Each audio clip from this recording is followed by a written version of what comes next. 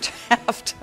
Well, and one thing you notice about that satellite, it's very, very small. You know, we talk about hurricanes and the wind speeds out 85, 100 miles. That one, the hurricane winds are out 10 miles from the center, so it's a very compact hurricane. Tropical storm winds only about 35 miles, so very, very small, but still a lot of wind. It looks like it is going to intensify here over the next couple of days before it finally starts to weaken. Let's take a look at it. As it continues to move off to the west, right now it has sustained winds at around 80 miles per hour with some higher gusts.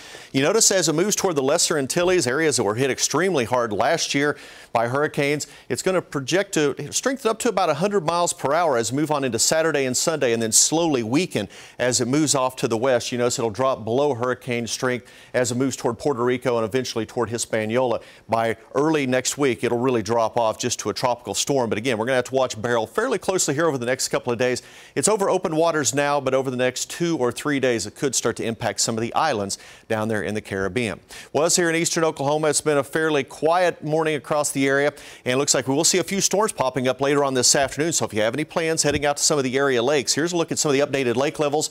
Grand and Oologah reporting near normal lake levels. We're 3 feet above at Keystone, a foot below at Skiatook, also at 10 Killer, 2 feet above at Eufaula, and we're seeing a foot below at Fort Gibson. Now, as we move on into tomorrow, temperatures still on the warm side, running in the lower 90s. Partly cloudy skies, but not quite as humid. The humidity levels will come down just a little bit, so a little bit more pleasant this weekend on those easterly winds currently at about 10 miles per hour as we move on through our Saturday.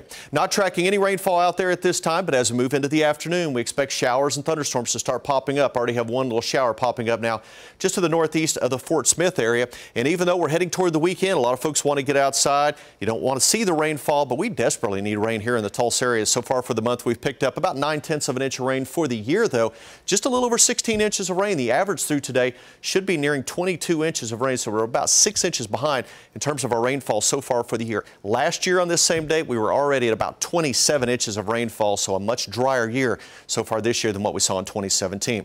Mostly sunny, 90 degrees, a north-northwest wind currently at 7 miles per hour. Temperatures for the most part upper 80s and lower 90s, but then you throw in that humidity, feels like the mid to upper 90s in many locations. A couple of spots already over 100 degrees. Coffeyville, Bartlesville feels like 100, Muskogee and Fort Smith currently feels like 102.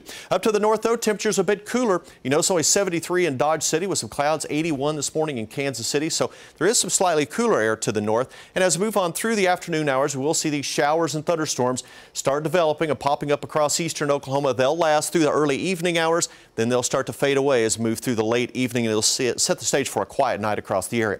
Temperatures today running low to mid 90s in many locations, but the heat index values upper 90s to between about 98 and about 104 this afternoon. So another hot and humid afternoon, but we will see some improving conditions down to 71 tonight and only 91 tomorrow. That east and northeast wind, lower humidity, it'll feel better tomorrow and again on Sunday. Then we'll throw in another chance for rain and thunderstorms early next week. You notice, Lisa, highs staying in the lower 90s, but then we start to rebound back in the mid 90s by the middle parts of next week. And lower humidity, you said this weekend. Yeah, slightly cooler and lower humidity. It's a nice combination. It really is. Thanks, Taft. Got it. We'll be right back.